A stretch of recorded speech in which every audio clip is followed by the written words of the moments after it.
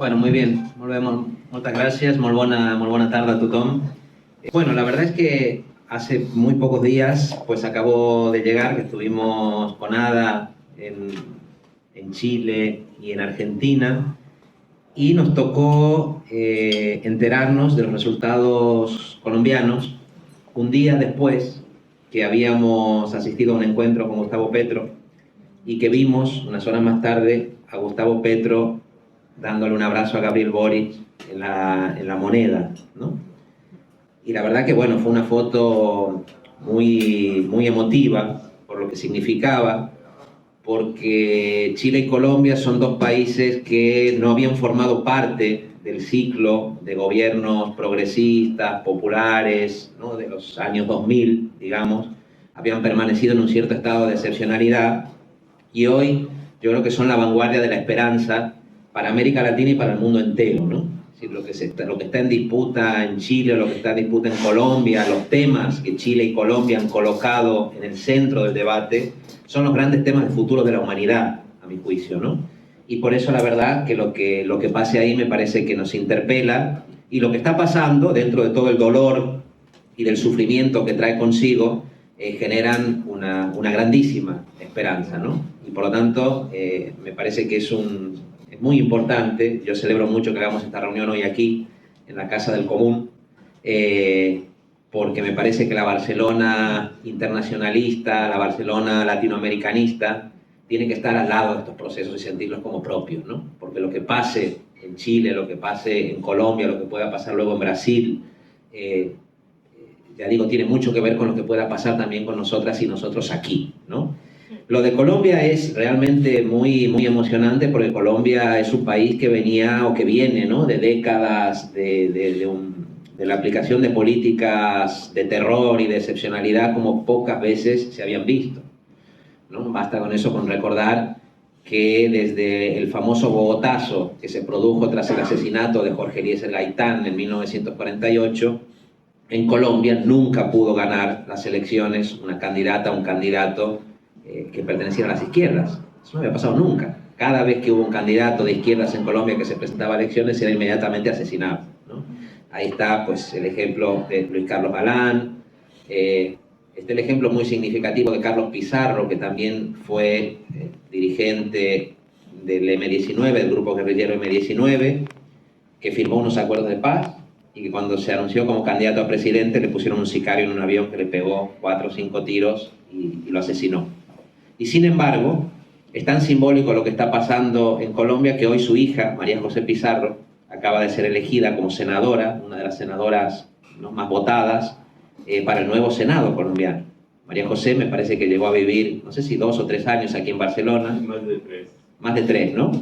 Más de 3, tiene una hija que es medio catalana, en realidad, conoce muy bien nuestro país, conoce muy bien nuestra ciudad, y es realmente emotivo que María José hoy esté en el Senado, ¿no? Porque es la generación, yo lo sé, yo soy hijo también de un asesinado durante la dictadura argentina, y lo veía en Chile. Me emociona ver que esa generación, que somos hijos de padres o de madres o de hermanas que fueron asesinados durante aquella dictadura, sin embargo, pues estamos en pie diciendo no nos han vencido, y aquí hay otra oportunidad para la esperanza por la que vamos a seguir luchando, ¿no? Lo de Colombia, le digo, fue muy duro. Aquí hay gente que viene batallando muchísimo, desde muchísimos tiempos, desde la cooperación internacional, la Tabla para Colombia. Barcelona ha sido una ciudad muy implicada en esto, y ha denunciado de manera muy clara, digamos, cómo ese régimen neoliberal de exclusión y de despojo solamente se pudo producir en Colombia a través del encarcelamiento, del asesinato, de la represión de líderes, de lideresas campesinas, afros, indígenas, de todo tipo. Colombia es uno de los países con activistas de derechos humanos, con el índice más alto de activistas de derechos humanos asesinados del mundo, ¿no? Gracias a las organizaciones de la sociedad civil que vienen presionando por esto. De hecho, en el Congreso de los Diputados pudimos presentar una moción que fue aprobada condenando efectivamente esos asesinatos. Al Partido Socialista le costó muchísimo extender esa condena a Iván Duque, pero sabíamos que eso tenía un responsable. En Colombia el terror tiene un nombre concreto, que es el de Álvaro Uribe en estos últimos tiempos, ¿no? E Iván Duque como uno de sus herederos. Y me parece que también creo que podemos felicitarnos en la medida en que esa campaña de solidaridad internacional y de apoyo internacional también colaboró, fue un granito de arena, ¿no?, para poder acompañar a las compañeras y compañeros que en la primera línea están poniendo el cuerpo del otro lado. Y lo que tenemos hoy es emocionante, porque decíamos las generaciones del pasado, el propio Gustavo Petro, ¿no? Gustavo Petro también es un hombre que fue guerrillero, que fue educado en un colegio católico, que era un joven estudiante, un buen estudiante en Colombia, que de pronto se vio interpelado por esa situación de exclusión, esa situación de violencia, acaba casi a su pesar en una guerrilla el M-19 que se definía a sí mismo como una guerrilla socialdemócrata. Y para que entendamos lo que suponía el grado de exclusión que había en Colombia, que ser socialdemócrata te obligaba a tomar las armas casi porque era la única forma en que pensabas, equivocadamente o no, que podías hacerte escuchar frente a un Estado que no dudaba en utilizarla de forma sistemática, ¿no? En un Estado y en unos grupos, digamos, económicos, de terratenientes, etcétera, etcétera, que estaban detrás de eso y que no dudaban en usarlas contra la oposición, ¿no? Entonces yo creo que esa noticia es fantástico que María José, por ejemplo, esté en el Senado, es fantástico lo de Francia Márquez, en realidad, que era una cosa que era bastante inesperada, pero que me parece que hace justicia a lo que fue la composición de todo el movimiento popular que plantó cara, ¿no?, a las políticas neoliberales, a las que se quisieron, digamos, aprobar después del estallido que hubo en Colombia, muy parecido al chileno también, ¿no?, un estallido sobre políticas fiscales injustas, que en realidad es la chispa, ¿no?, que activa un malestar que venía de atrás y de mucho tiempo. Ahí las mujeres tuvieron un papel absolutamente fundamental, ¿no?, que por lo tanto una mujer como Francia Márquez haya sido reconocida en eso me parece que es una gran cosa. Ahora se va a venir la parte, digamos, difícil. En el caso de Chile ya se consiguió ganar las elecciones frente a un candidato de la extrema derecha durísimo. En Colombia, pues la derecha dura parece haber encontrado su hombre, no encontraban cómo derrotar a Petro, con qué, pues apareció ahora este Federico Gutiérrez, ¿no?, que es el destinado a plantarle cara, como está pasando en toda América Latina. Si las propuestas neoliberales clásicas ya no se pueden imponer, porque no es posible convencer a través de la propaganda a las poblaciones de que el neoliberalismo es mejor. Se acabó. No es posible simplemente hacer propaganda diciendo que lo privado es mejor que lo público, que la sanidad privada funciona mejor que la pública. Ya no es posible porque la gente no se lo cree. Pero como eso no es posible, ese neoliberalismo impotente está recurriendo cada vez a formas más violentas para imponerse. Y de ahí la aparición de la extrema derecha, ¿no? Ya no basta con un Piñera moderado en Chile, hace falta un Piñera más duro y si no un Kast. Ya no hace falta la derecha tradicional chilena, sino que hace falta un Bolsonaro, un defensor del golpe de Estado de 1964 contra João Goulart. Es decir, hace falta figuras duras de la extrema derecha que reflejan la crisis de un capitalismo globalizado, financiarizado, que no da respuestas a los grandes problemas de la humanidad y que ahora solamente aspira a imponerse con fake news, con noticias falsas o directamente con el garrotazo, ¿no? Y entonces lo único que están intentando hasta ahora para frenar a Gustavo Petro, pues es eso, ¿no?, la calumnia, la difamación, pero no les está funcionando, ¿no?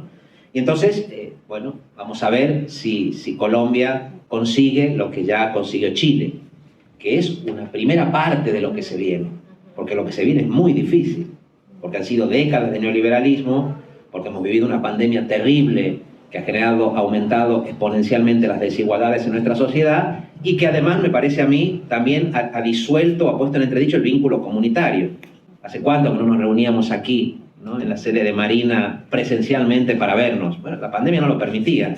Y eso me parece que ha perjudicado fundamentalmente a las opciones emancipadoras, a las opciones transformadoras, mucho más que a las derechas, ¿no?, porque nosotros necesitamos construir comunidad, necesitamos construir en común para poder enfrentar a quienes tienen el poder del dinero, el poder de las armas, el poder de los grandes medios de comunicación, etcétera, etcétera, ¿no? Y entonces en Colombia hay que revertir efectivamente todo eso. Yo creo que las cosas que está planteando el pacto histórico son cosas interesantes. Es muy interesante que la agenda medioambiental y la agenda feminista ocupen un papel que quizá no tenían de la misma manera en los ciclos políticos anteriores. Me parece que eso expresa una tendencia mundial que tiene que ver con la fuerza de los movimientos feministas en el mundo y con la evidencia de la emergencia climática que ya no se puede esconder. Y vamos a ver cómo se le da respuesta a eso desde el sur, ¿no?, como propuestas populares. Petro, por ejemplo, ahora que como consecuencia de la guerra, ¿no?, tras la invasión de Rusia a Ucrania, se está planteando de una manera muy clara es que las nuevas guerras que se vienen están muy vinculadas a la crisis energética y a la disputa por recursos energéticos, en un momento en que el petróleo es cada vez más escaso. Bueno, Petro es uno de los únicos candidatos de un gran país del mundo que está diciendo que hay que salir urgentemente de la economía basada en los combustibles fósiles, en un país que tiene petróleo. Eso es una propuesta muy valiente, pero significa enfrentar también a muchísimos intereses, pero me parece que es una propuesta que es muy interesante.